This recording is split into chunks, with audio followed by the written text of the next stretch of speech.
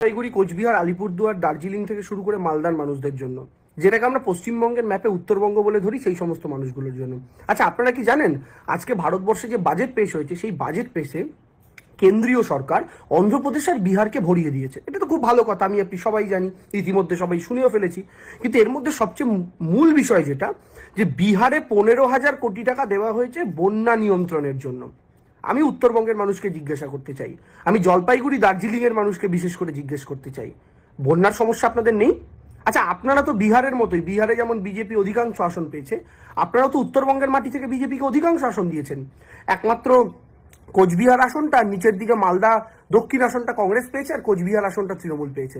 বাকি Darjeeling BJP, Jalpaiguri BJP, আপনার তার পাশের দিকে দেখুন মালদা উত্তর বিজেপি, ওদিকে বালুরঘাট বিজেপি, একের পর এক আসন আপনি দেখেন, আলিপুরদুয়ার বিজেপি। তাহলে উত্তরবঙ্গের অধিকাংশ আসন ভারতীয় জনতা পার্টি জিতেছে। তাহলে বিহার বিজেপিকে ভোট দেওয়ার পরে বন্যা নিয়ন্ত্রণের জন্য 15,000 কোটি পেল, আর এদিকে উত্তরবঙ্গের মানুষ তিস্তার জলে, তিস্তার বন্যায় প্রত্যেক বছর ভেসে যাবে, এই কেন্দ্রীয় সরকার আপনাদের দিকে ফিরে পর্যন্ত তাকালো না। আপনাদের বিচার করতে হবে, তাহলে আপনারা ভোটটা কাকে দিচ্ছেন, ভোটটা কি জন্য দিচ্ছেন? আর এইদিকে মমতা বন্দ্যোপাধ্যায়, যাকে ভোট দেননি, যাকে 2019-এ হারিয়েছেন, 2021-এ হারিয়েছেন, 2024-এ হারিয়েছেন, সেই মমতা বন্দ্যোপাধ্যায় সবার আগে আওয়াজ তুললেন এই বিষয়টা নিয়ে। আপনারা ভোট দেবেন বিজেপিকে, বিহারও ভোট দেবে বিজেপিকে, ইউপিও ভোট দেবে বিজেপিকে, কিন্তু ইউপি পাবে, বিহার পাবে, বাংলা পাবে না। কেন? উত্তরবঙ্গ আপনারা বাংলার অংশ বলে আপনারা পাবেন না, আপনারা বাঙালি বলে আপনারা পাবেন না। এই বিষয়টা নিয়ে কি ভেবে দেখার সময় আসেনি? আজকে নরেন্দ্র মোদীর সরকার দুটো ক্র্যাচের ওপর দাঁড়িয়ে রয়েছে, আমরা প্রত্যেকে জানি। একক মেজরিটি তার নেই, একদিকে অন্ধ্রপ্রদেশ, একদিকে বিহার। শুভেন্দু অধিকারী বলেছিলেন, জো হামারা সাথ হাম উনকা সাথ, অর্থাৎ যারা আমাদের সাথে, মানে আমাদের ভোট দিচ্ছে, আমাদের পাশে এসে দাঁড়াচ্ছে রাজনৈতিকভাবে, আমরা এবার থেকে শুধুমাত্র তাদেরকেই সমর্থন করব। এই কথাটা নির্দ্বিধায় শুভেন্দু অধিকারী বলে দিয়েছেন। এবার আমি আপনাদেরকে জিজ্ঞাসা করি, আমি আপনাদেরকে প্রশ্ন করতে চাই, বিজেপির নেতারাও তো এটা নিয়ে খুব বিরোধিতা করেছিলেন, কিন্তু আলটিমেটলি এটা দেখা যাচ্ছে না যে নরেন্দ্র মোদীর আদর্শে শুভেন্দু অধিকারী নয়, বরং শুভেন্দু অধিকারীর আদর্শে নরেন্দ্র মোদী চলছেন। সত্যি তো তিনি তাই করলেন, জো হামারে সাথ হাম উনকা সাথ। কারণ তার সাথে অন্ধ্রপ্রদেশের টিডিপি পার্টি জোট সরকারের সমর্থন দিয়েছে, এদিকে বিহারের নীতিশ কুমারের জেডিইউ জোট সরকারের সমর্থন দিয়েছে। তাই এই দুটো রাজনৈতিক দলকে তিনি তুষ্ট করছেন, তোষণ করার কাজ করছেন। এবং শুভেন্দু অধিকারী সেই কথা মিলিয়ে জো হামারে সাথ হাম উনকা সাথ, তাই শুধু অন্ধ্রপ্রদেশের হবে, তাই শুধুমাত্র বিহারের হবে।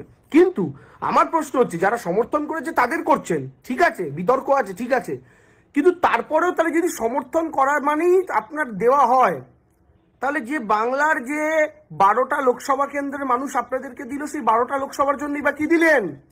বিষ্ণুপুরের জন্যই বাজেটে কি আছে? 8,000 ভোটে না 5,000 ভোটে তো বিজেপি জিতেছে। বালুরঘাটের জন্য এই বাজেটে কি আছে? জলপাইগুড়ির জন্য এই বাজেটে কি আছে? দার্জিলিং এর জন্য বাজেটে কি আছে? আলিপুরদুয়ারের জন্য এই বাজেটে কি আছে? মোস্ট ইম্পর্টেন্ট, পূর্ব মেদিনীপুরের জন্য এই বাজেটে কি আছে? তমলুকের জন্য এই বাজেটে কি আছে? কাঁথির জন্য এই বাজেটে কি আছে? আমি প্রশ্ন করতে চাই, পুরুলিয়ার জন্য এই বাজেটে কি আছে? উত্তর দিতে পারবেন না। বিজেপি বাংলাকে শুধুমাত্র আর 5টা রাজ্যের 5টা আসন বাড়ানোর জায়গার মতো বাংলাকেও বিজেপি কয়েকটা আসন পাওয়ার জায়গা ভেবেছে। তাই হিন্দু মুসলমানের রাজনীতি করে বাংলা থেকে যে কটা আসন নেওয়া যায় আসন নিয়েছে। কোনোদিন বাংলার উন্নয়ন বা বাংলার ভালো বিজেপি চায়নি, কারণ বিজেপি একটি আগা 5তলা বাঙালি বিরোধী দল, বাঙালি বিদ্বেষী দল। এই কথাটা আপনারা কবে বুঝবেন? এই কথাটা তখন থেকে বোঝা গিয়েছিল যখন থেকে নরেন্দ্র মোদী ক্ষমতায় আসার পর বাংলা এতগুলো আসন পরপর দেওয়ার পরেও ভারতীয় জনতা পার্টি কিন্তু বাংলাকে একটাও পূর্ণমন্ত্রী দেয়নি। এটা হলে তার 15 বছরের শাসনকাল সম্পূর্ণ হবে, এই টেনিওরটা যদি শেষ হয়। তার 15 বছরের সরকারে একটাও পূর্ণমন্ত্রী বাংলা পায়নি। অথচ একবার 18টা দিয়েছে, একবার 12টা দিয়েছে। ছত্তিশগড় তার চেয়ে কম আসন দিয়ে পূর্ণমন্ত্রী পেয়েছিল। রাজস্থান, মধ্যপ্রদেশ, উত্তরপ্রদেশ, গুজরাট প্রত্যেকে পূর্ণমন্ত্রী পেয়েছে, কিন্তু পশ্চিমবঙ্গ পায়নি। আর এবার এমনও কিছু রাজ্য দেখা গেছে যারা বিজেপিকে 2টো 3টে করে আসন দিয়েছে, তারাও পূর্ণমন্ত্রী পেয়েছে, পশ্চিমবঙ্গ পায়নি। বিজেপি যে একটা আগা 5তলা বাঙালি বিরোধী, বাঙালি বিদ্বেষী দল, সেটা আপনারা কবে বুঝবেন? বন্যায় আপনারা ভাসলে নরেন্দ্র মোদীর যায় আসে না। তিস্তার জলে বান ডেকে গিয়ে আপনাদের ঘরবাড়ি উথাল পাথাল হয়ে গেলে নরেন্দ্র মোদীর কিছু যায় আসে না, কারণ তার সরকারটা বেঁচে আছে বিহারের জন্য। এই of the Bihar, by the Andhra Pradesh and for the Gujarat, এই 3টে রাজ্য চালাচ্ছে গুজরাট। আর এই আগামী 5 বছর কাজ হবে অন্ধ্রপ্রদেশ এবং বিহারের জন্য। আপনারা ভোট দিয়েছেন কি দেননি, আপনারা ডুববেন। যারা দিয়েছেন তারাও ডুববেন। এটা আমার কাছে সবচেয়ে কষ্টের কথা, এটা আমার কাছে সবচেয়ে বেদনার কথা। বদলা নিন, প্রতিশোধ নিন, ছাব্বিশের জন্য প্রস্তুত হন এবং ভারতীয় জনতা পার্টিকে যে কয়েকটা জায়গাতেও মানুষ ভুলেও 24-এ ভোট দিয়ে ফেলেছিলেন, এই 12টা জায়গার মানুষের কাছে আবেদন, 26-এর ইলেকশনে সমূলে উৎপাত করুন। জয় বাংলা।